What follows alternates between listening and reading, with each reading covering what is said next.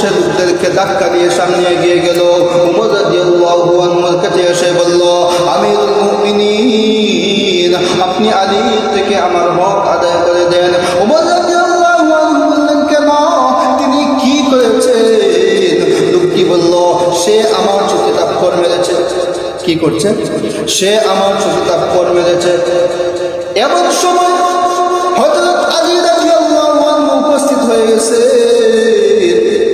উমর রাদিয়াল্লাহু আনহু তাকে লোকটির অভিযোগের ব্যাপারে জিজ্ঞাসা করলেন, আবুল হাসান, আপনি কি তাকে মেরেছেন?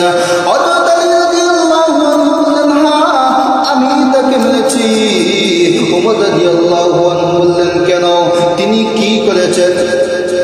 হযরত আলী রাদিয়াল্লাহু আনহু বললেন, আমি লক্ষ্য করে দেখেছি কাবা